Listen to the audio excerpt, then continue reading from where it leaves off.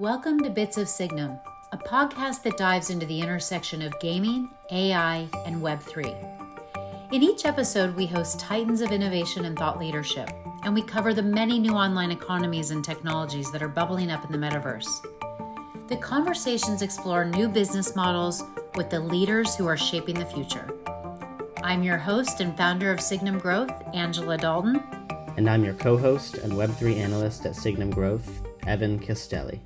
Welcome back, everyone. Very excited today. We are starting our 14th episode of Bits of Signum, and we have gmoney here today. This is a very special guest. He's a thought leader, educator. He's started many communities, the metaverse community admit one.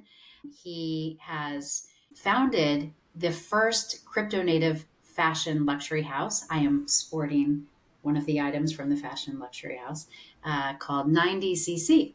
We're going to talk about both of these organizations, and we're going to talk about these communities, and we're going to talk about, we won't talk about him selling his punk to Visa, but that's pretty cool. We got to talk about that before the show. Also what we've been really interested in is the idea of bringing in some really big brands, Adidas, Nike, Visa, Meta, etc. Would you mind starting gmoney with your origin story, how you got into this space, and we'll go from there. Yeah, sure. Thank you for having me. This is the first podcast I've done in a few weeks, so it's refreshing because I was doing Awesome. a lot of podcasts for a while there, so it's fun to be back on. But yeah, I guess a little bit about myself to get this started is, I have a background in finance. I was a traditional equities trader, long short U.S. equities for a really, really long time. I got into crypto in probably mid 2017. I found Ethereum. I went down the ICO rabbit hole, and I remember in early 2018, I was like, this technology is incredible. It's definitely going to change the world, but it's still too early. And so at that point, I sold everything I had that was liquid, and I was like, I'm going to come back here. And I continued trading equities over the course of that time. 2020 hits, COVID hits, and I remember the day that Jerome Powell said that he was going to basically print money and buy everything. I wired a bunch of money over to Coinbase, bought a bunch of Ethereum, and started going back down the rabbit hole. And I remember when I started going back down the rabbit hole, I was like, wow, like people build stuff so much faster than I anticipated. Like I thought it would take 5 to 7 years to build products that consumers could use, and it actually only took 2. And I remember just relearning everything, cutting my teeth with DeFi Summer. And towards the end of DeFi Summer in August, early September, I remember I found NFTs. And they almost immediately made sense to me because at the beginning of COVID, I had bought a PlayStation after not having played a video game for over 10 years. I download Fortnite. I start playing Fortnite with my friends and some of their nephews. And the first, these kids are 10, 11, 12 years old. And the first thing that they ask is, what skins did you buy? And I was like, skins? Like, they don't give me any special powers. Why would I buy a skin? And, fast forward 2-3 weeks later, I'm buying a bunch of skins. And I realize that there's going to be this massive super cycle here of that kid, 10 years from now, having his own disposable income and being totally okay with owning a purely digital asset. And, this was back in March of 2020. And I didn't really know how to capitalize on it.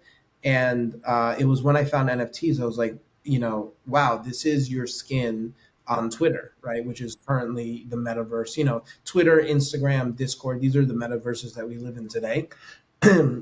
And I said that this was going to be huge, right? I didn't expect it to happen as quickly as it did. But my thesis was that, a verifiably scarce digital object would become very, very valuable in at some point in the future. And if it wasn't, tomorrow, it would happen, within X number of years as that child matured and understood it. So that was really, what delved me into the rabbit hole. I remember when I first got into the NFT space, I remember thinking, I don't want to buy CryptoPunks. I want to buy the next CryptoPunks. And I was buying a lot of these other projects. And as I was spending more time in Discord researching projects, people red pilled me on CryptoPunks. And I was like, okay, I have to own a CryptoPunk. and it ended up culminating in me buying my CryptoPunk ape for 140 ETH. At the time, that was around $150,000 USD, and that was the most amount spent on a CryptoPunk at that time.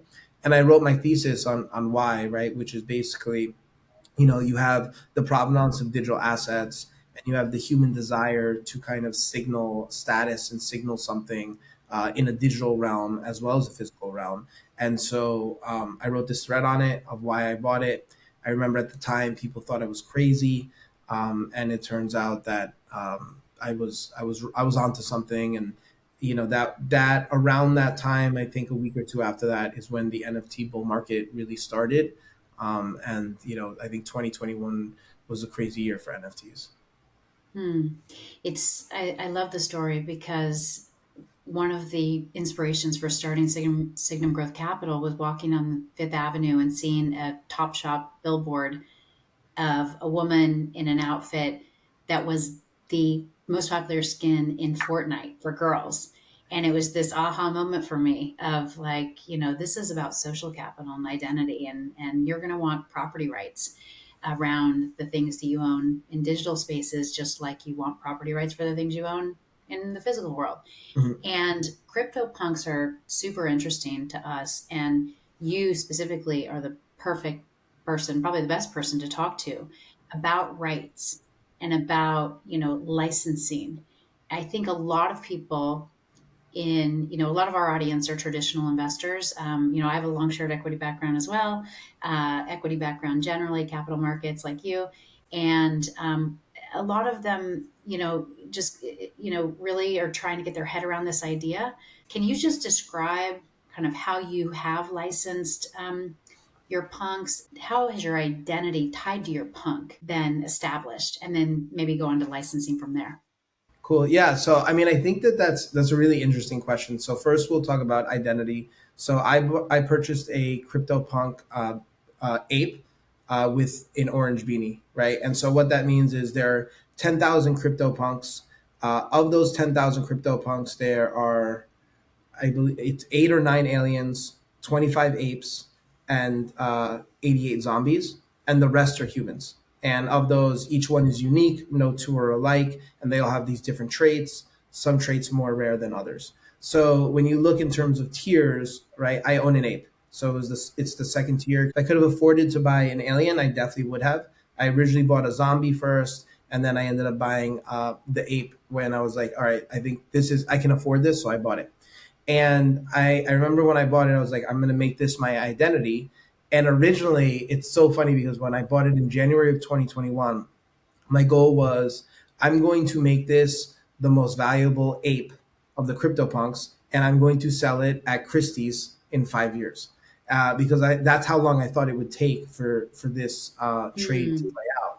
And obviously, it happened much faster because Punks went up for auction at Christie's 5 months later, and but at the same time, it was my profile picture, so it became synonymous with G Money, right? Even to this day, if you see anybody that sees an ape with an orange beanie, because there are other ones. I think Gary Vee bought one of my twins, right? It's an orange beanie ape with a gold chain, and even when he bought it, people were like, I've got it right in here in my yes, hat.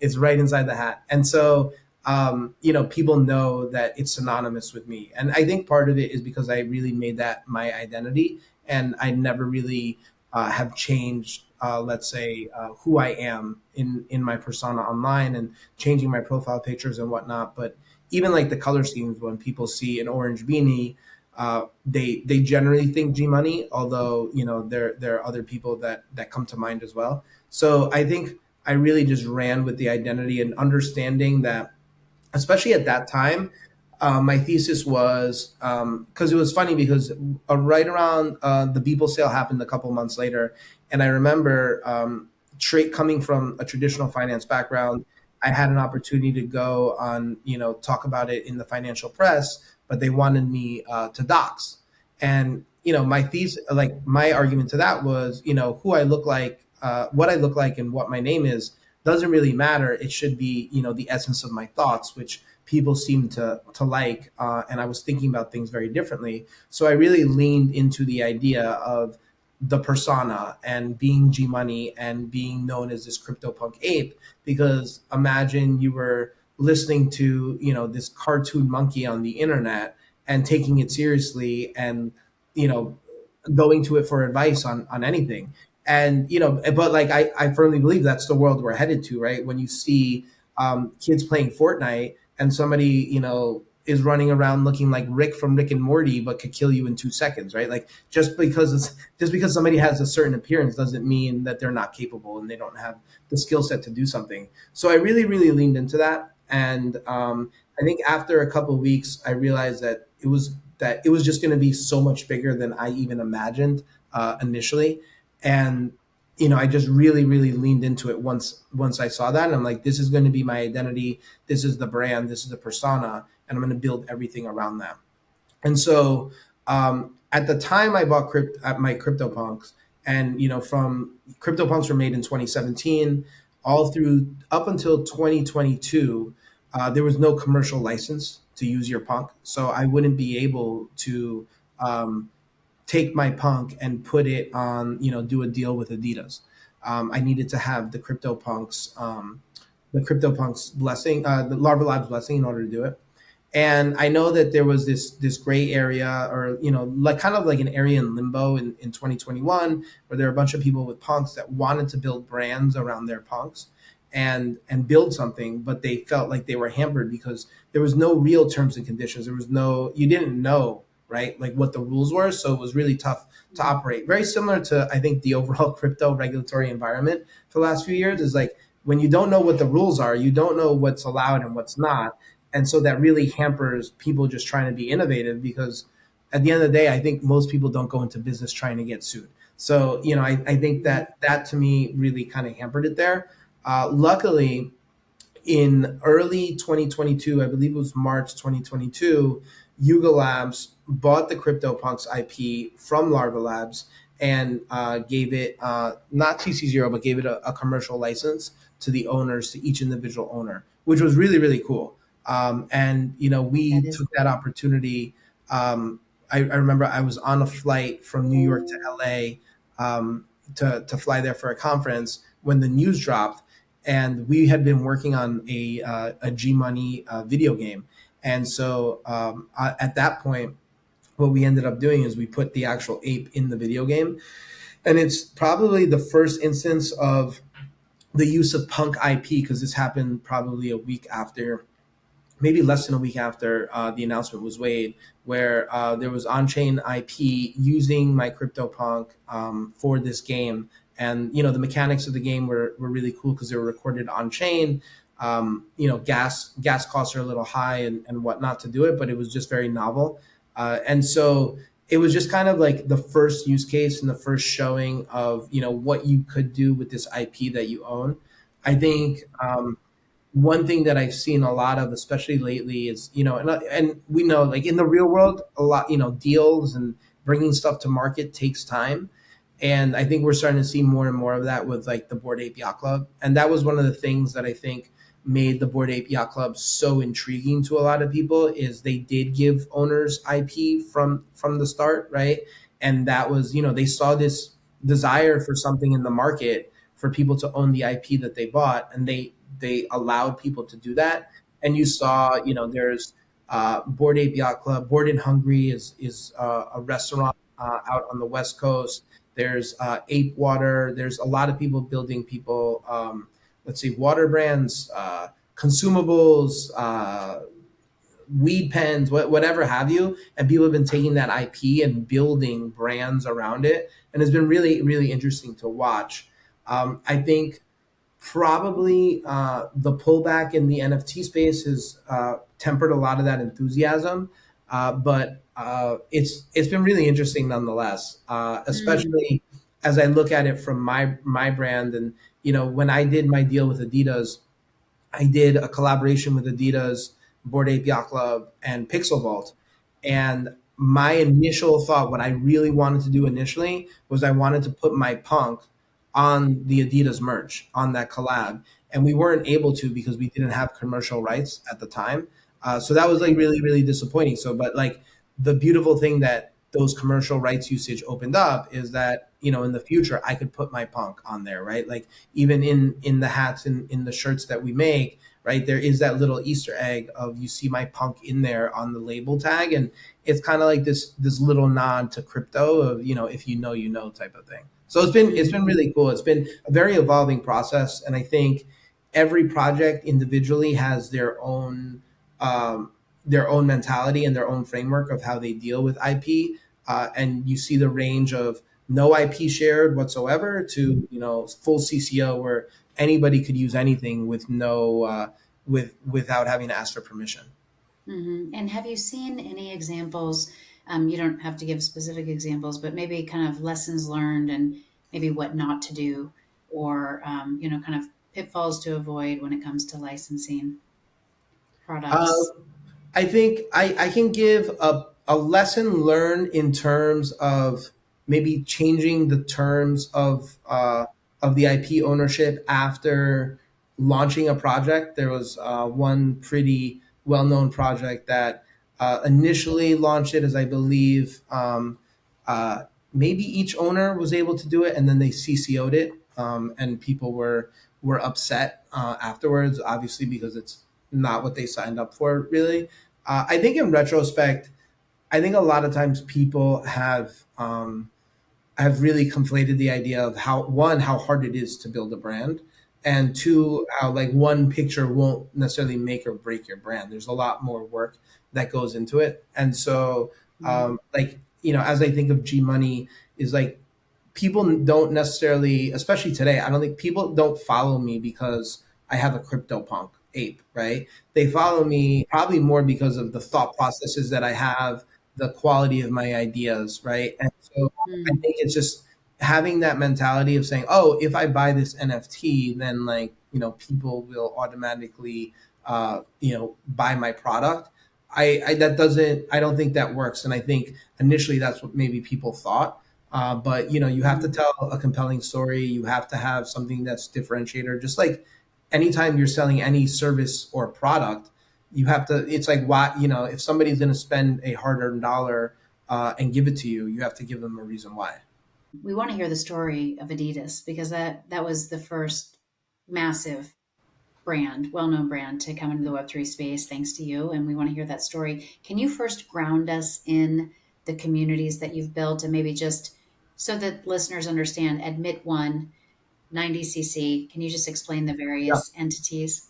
Yep. So as a precursor, the Adidas deal happened. The drop happened in December of 2021, which was the biggest hype drop in history, which was pretty cool. I didn't know that until about 3 4 months ago. So that's actually a pretty Very cool cool. thing that I didn't know. But I remember after the Adidas drop happened, there were certain things that just didn't exist in the space that I wanted to see, and this was in December of 2021. I said, okay, I turned to my team and I was like, I want to work on the things that I have originally wanted to build, things that I want to see out there, and I don't want to wait for somebody else to do it. So I'm just going to do it on my own. And that's when we really started laying the groundwork of, okay, how do we launch 90cc? How is this going to launch, one as a crypto native brand, and then two as a luxury brand? And we really were working really really hard for the next few months. And the initial thought was we're going to launch Admit One, which is encompass all things that G Money works on, and 90cc being a very specific one in the fashion vertical. And so, over the previous year and a half, anytime I had traveled to a location and you met me, you had the opportunity to collect an NFT, right? And that NFT was proof that you met me in person, because the only way that I was giving them out to people was if I met them in person. And so over the course of the next, year and a half, I met a lot of people that had collected a lot of those NFTs, and it was a free to mint NFT. It was like this.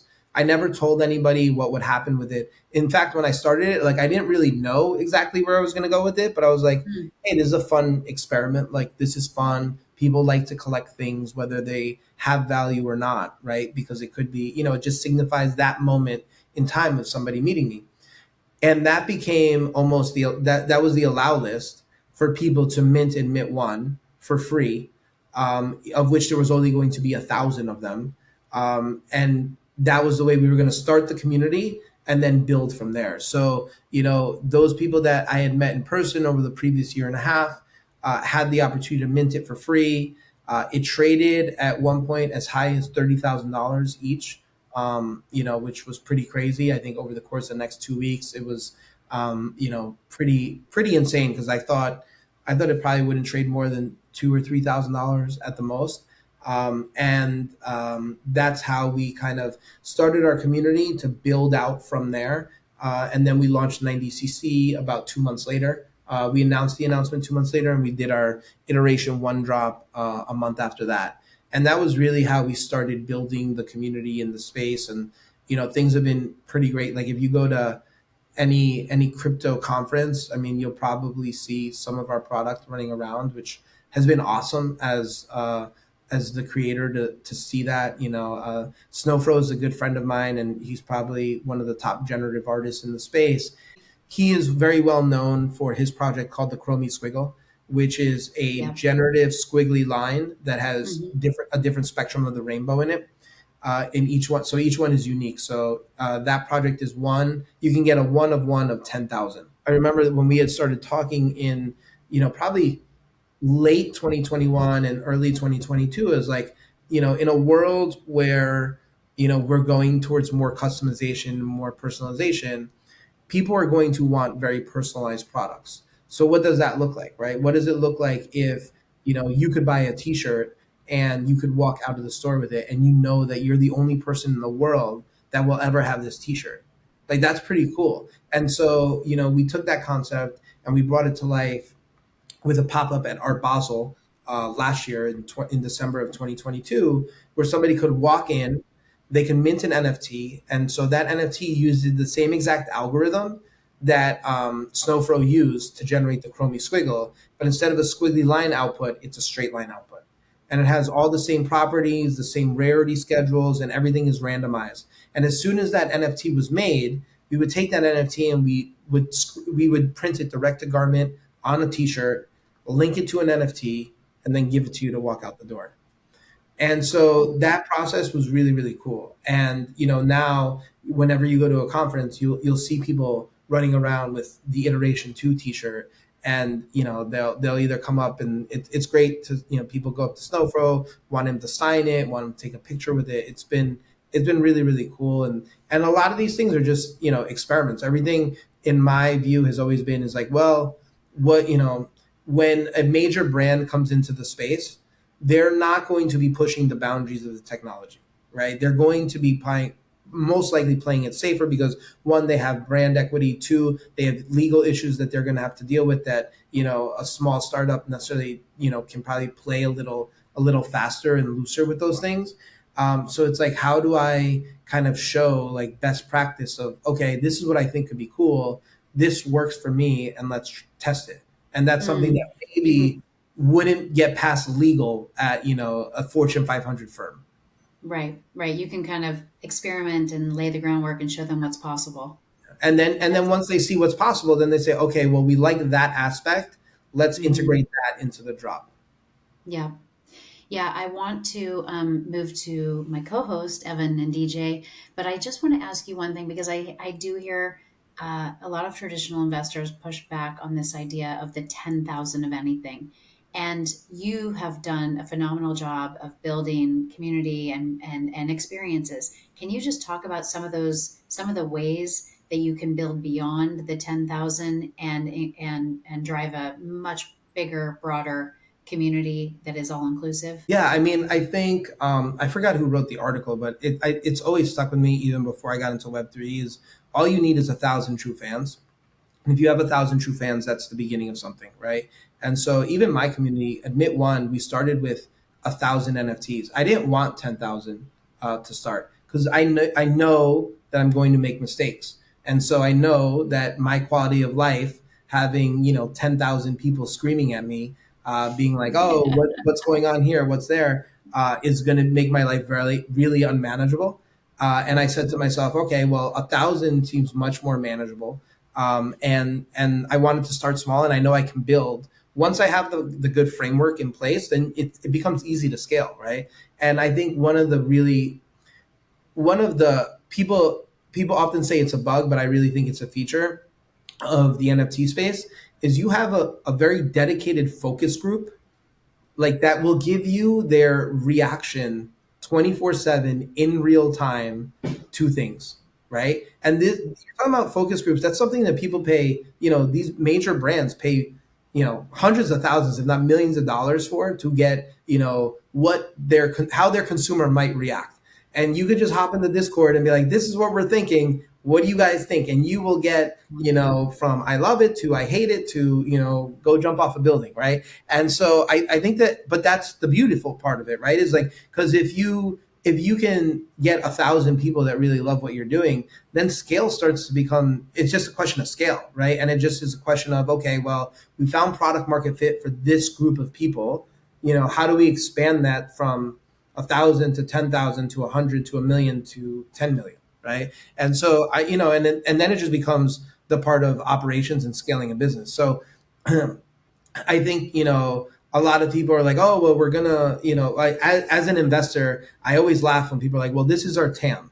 And, they'll give out like, $1 trillion TAM and all we need to do is capture X% of that. Like, I hate that as an investor. Is like that to me is like super, super lazy of why I should invest in your business.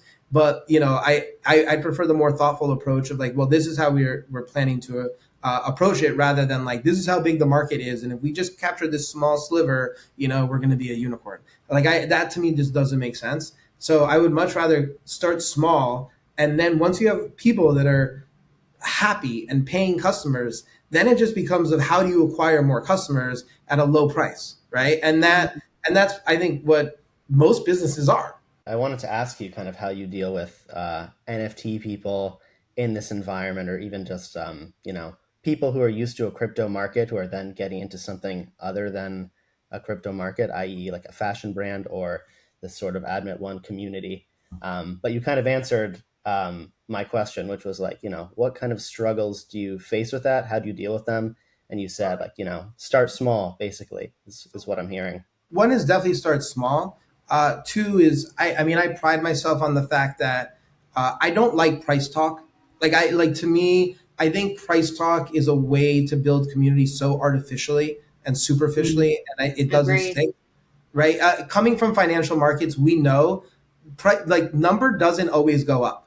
Everything's in cycles, narratives change, investor base changes, right? And so when you cater to the NFT community member that is only focused on number go up, then guess what? At some point they're going to sell because they're just focused on number go up. So they're not really that. It's like, do I even want that person in my community, right? Because they're going at some point they buy something when they're looking at the exit, and if there's somebody that's looking at the exit, then they're not going to be aligned with, let's say, all of the values that we have for the brand or that we want to do with the project. So those people, like, I don't necessarily want to feed them, right? I don't want to give them more ammo and ammunition. So in the Discord, I think in the last, it's been like 15 months, I think, since we launched the Discord, there's been price talk maybe 2 or 3 times. And I just try not to emphasize it because it's funny because there's some really loud communities on Twitter that all they do is they talk about price, and it's like I said, it's great on the way up. The reflexivity of that on the way down is going to be terrible, and I think we've seen that with a lot of projects. So I think I just try to not focus on price. I try to get people in there that want to be in there. We do like some, I think, great community events. My personal favorite call of the week, and we have this on a weekly basis, is every week at 3 p.m. Eastern on Fridays. We have this thing called FOMO Fridays, where we all just hop in the Discord and anybody can talk about whatever topics they want. We don't always talk, like, we actually very rarely talk about NFTs. Lately we talk about a lot of AI, life extension, psychedelics, like these things. It's like, how do you improve your life? How do you make your life better? Sometimes it's interesting. Last week we had a create, like, we were talking about everything. We went into conspiracy theories. We were talking about superconductors. We were talking about everything. But and then also somebody was like, I'm working on this project with this major brand that's coming into the space. This is the problem they're trying to solve. Does anybody have any suggestions? And we were all just kind of brainstorming for like 20, 30 minutes of like, hey, you should go back to them with this, right? And so This sounds so fun. I will be yeah, there. please hop That into the sounds like a lot of fun. I'm going to emphasize at the end of the podcast or in the notes this idea that you just highlighted of people not talking about the number go up all the time, because to me, and it's kind of like what you said in the beginning, and what brought me to the space is social capital, identity, community, not speculation and trading. yeah, And because social capital, identity, and community are durable yeah. and meaningful in people's lives. So I love that. Yeah, and it's really funny because I've been doing, I think this is something that I've inherently understood my entire life, which is why I think I ended up being in the NFT space when I did. But I've been reading books on, just like these invisible status games that humans play that I wasn't even aware of, that were one just studied as a science. But it's very interesting, and it's like you kind of see it play out. And I think the interesting thing about crypto is you're now like financializing that, and I think we're kind of going in this little like, let's say, adolescent area where we're all just learning how to work in an infrastructure where this social capital that wasn't financialized for the history of humanity now has the Mm, possibility of being financialized. And what does that mean, right? And mm, I that to me is like really interesting problems to solve. And one of the things that I'm really focused on with 90cc is how do we gamify but not financialize? Because I do think once you turn on financial incentives, um, it really skews the playing field, right? Because when you have people that are doing something for money, um, their motives and their, like, how you get them to do something is very different, right? If you pay somebody, and I'll use 90cc as an example, if I were to pay you $1 every time you wore the hat, at some point, pretty quickly, you will never wear the hat unless I pay you $1.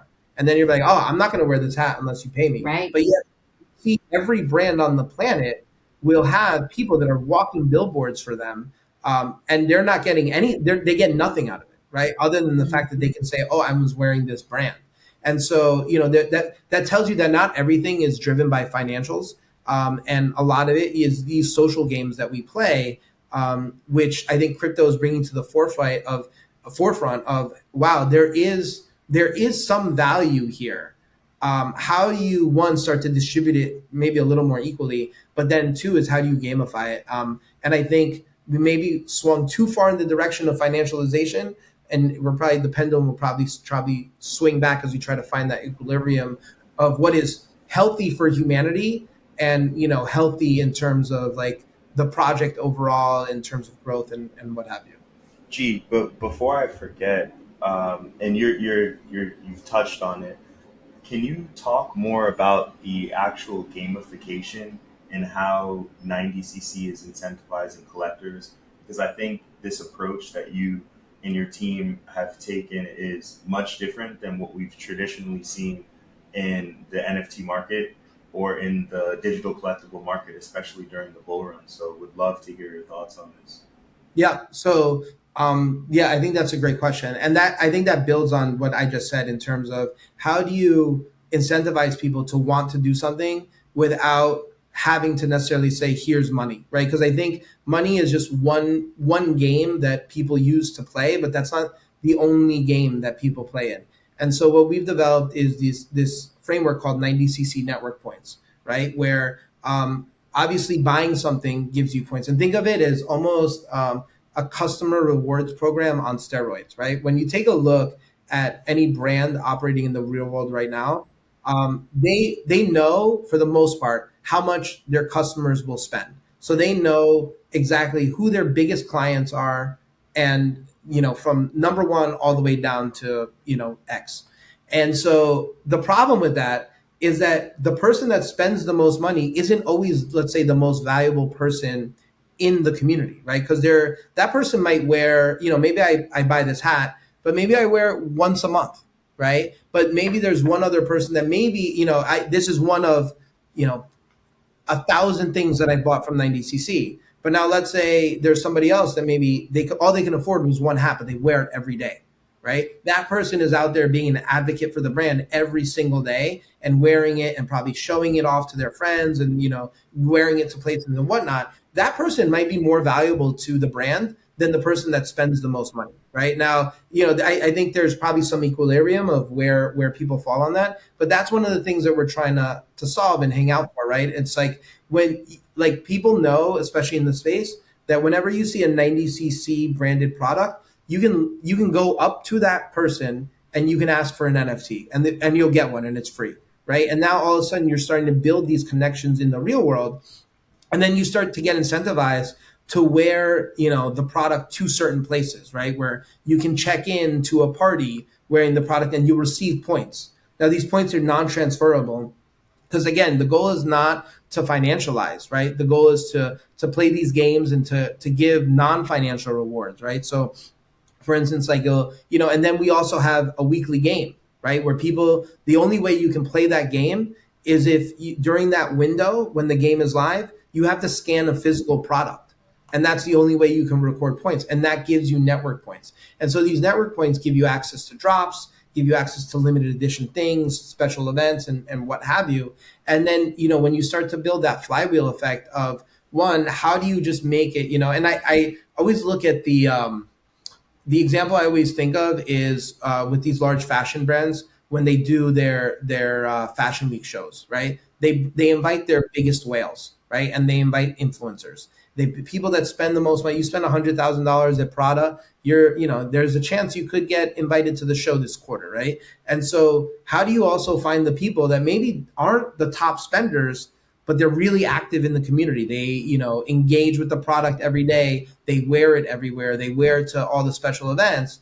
Guess what? That person, you want that person to feel like they're special and they're part of the family too. So I think the framework that we're trying to build here is, in its infancy, but I do think I think personally, I think it's the future of brands interacting with their the community base, right? In a way that's not just, how much did you spend?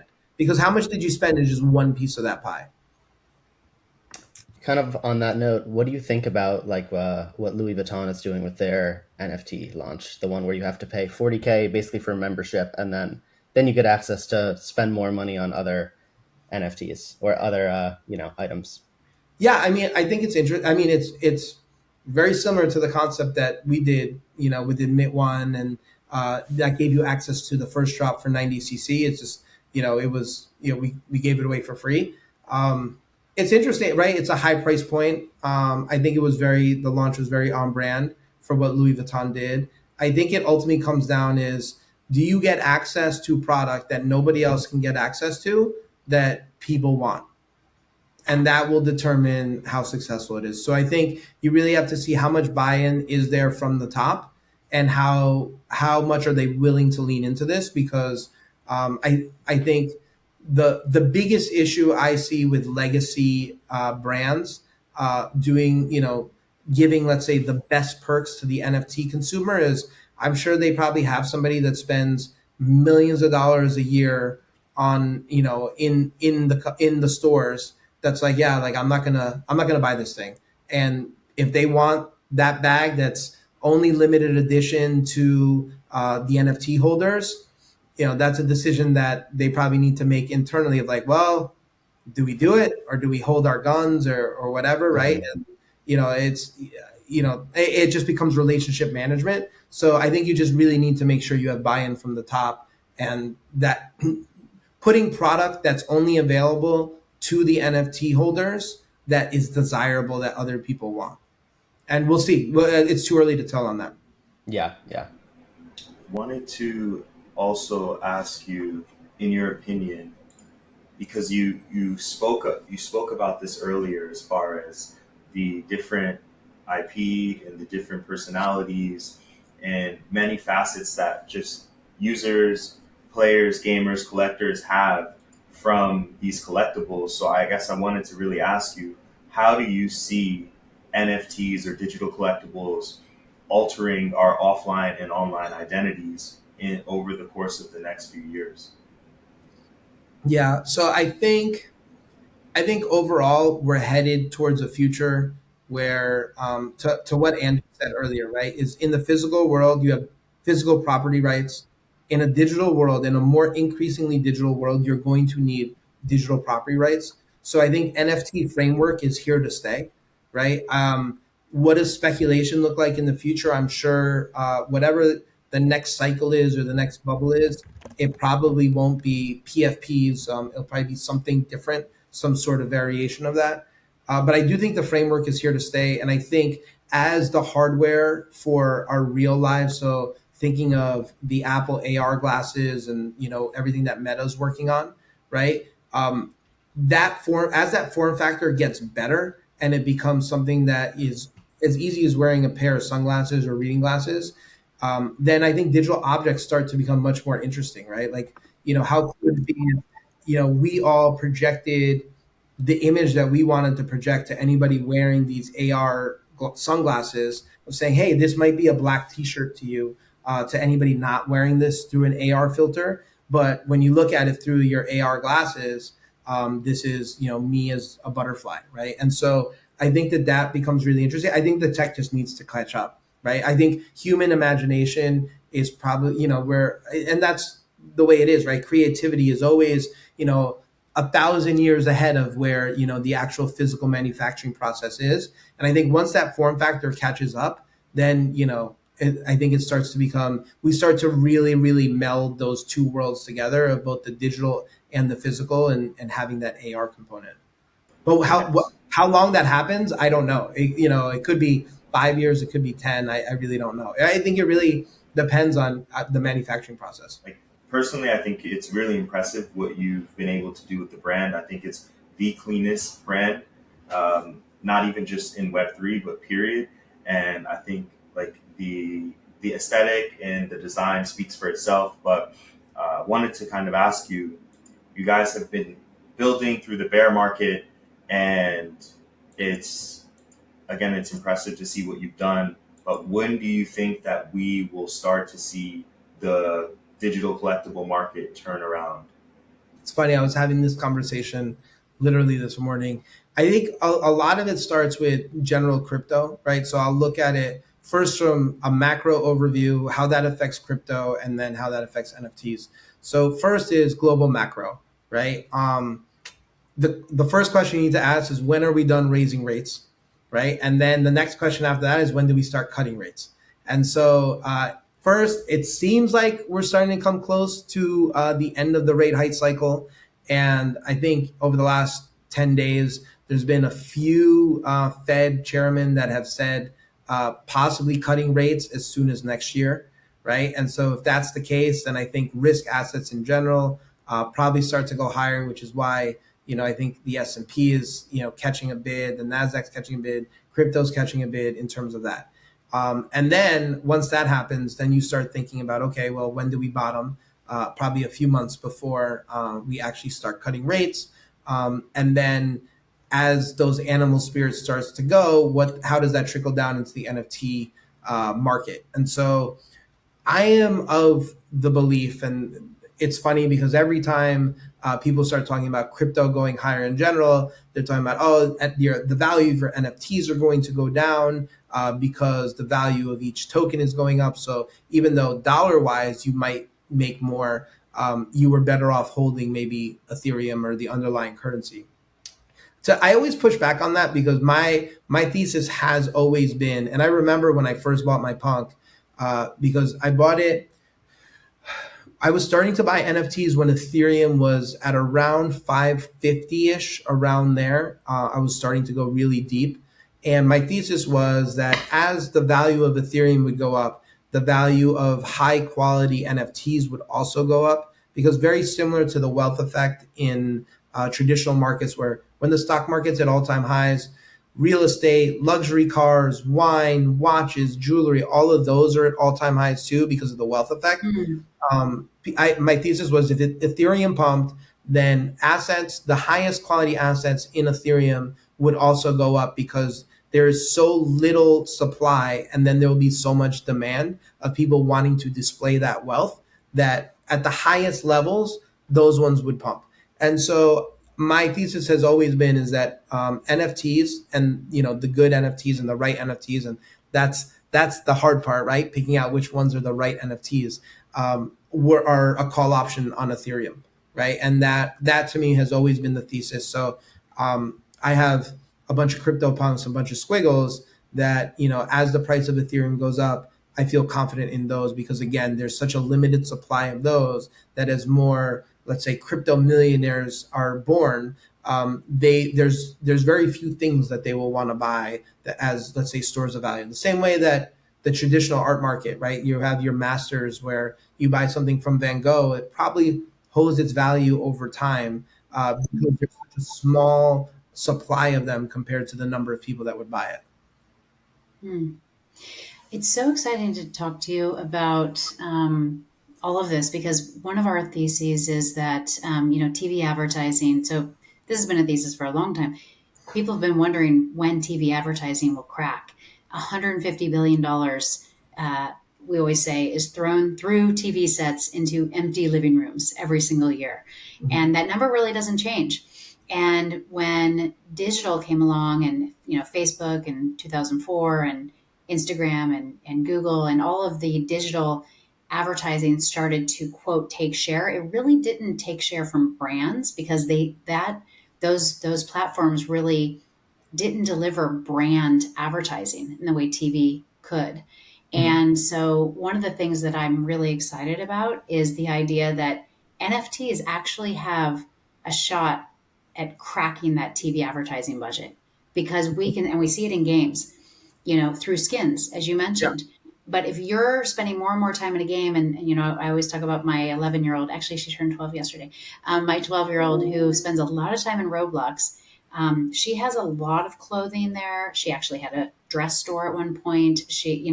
Her, um, identity is in there, and she will tap into, one of our friends started the NARS. He brought NARS into Roblox, and not a single kid had heard of NARS. And it had a similar like TV advertising effect on kids. They created a game, there's branding, and when you talk about that guy who might only be able to afford one, of these hats, but he's at every event wearing that hat. I mean, that is really cracking brand Mhm. secret sauce. Yeah. So I'm excited to talk to you because I feel like we're going to look back and you're going to be one of those pioneers that cracked the code on brand advertising. Yeah, So, I hope so. I think it's super interesting and compelling, right? Because also even on the digital advertising side, I've learned a lot about it, and it's just a lot of times brands aren't getting what they paid for, right? I probably even on the TV side, right, with Nielsen ratings and stuff, it's like you're trying to capture, you're trying to figure out how many people are you actually advertising to, and you don't really know. And it's like mm-hmm, once you start understanding exactly how many, that it mm-hmm, becomes really interesting. And mm-hmm, I think that especially to your point with the Roblox stuff is as a brand, if you can even offset some of the costs of it, right? Of that cost of advertising by creating an experience that people would actually be willing to pay for, like that's mm-hmm, pretty interesting as well. That was one of the things that I thought was interesting with NFTs is you're kind of creating this market of people that are like invested and really care about the brand that are willing to mm-hmm, spend more money on the brand, but like it's like your hardcore demographic. And I think that mm-hmm. becomes really, really interesting because you can really take that nucleus and really expand from it. Mm-hmm. Yeah, we're really excited about UEFN, the Fortnite creative platform, because it creates another Roblox, but backed by the Unreal Engine, which has cinematic quality. And I could definitely see we've seen some really interesting experiments there in terms of communities that are being born on the creative platform. And I could definitely see characters running around in these hats, and there's just so much there's so much more to see and to experiment with here, and you're really on the cutting edge of it. I mean, it's you make a good point that it's getting digital is getting better and better, right? And Facebook and Google, I think, and social generally is getting better and better, and like definitely better than TV. One of the old sayings in TV is you know 50% of it works, you just don't know which 50%. Because you just get no data. And but with NFTs, you're not only getting click-through data, you're getting experiential data, you're getting time spent data, you're getting so much feedback on the Discord. You're, like you said, it's focus group on steroids. Mhm. So it'll be a lot of fun to watch. So any closing thoughts?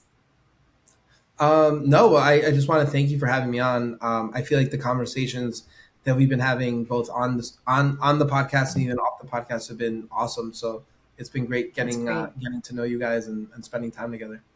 And where should people find you? The best place to find me is on Twitter, gmoney NFT. That's the best place to keep up with everything that I'm doing.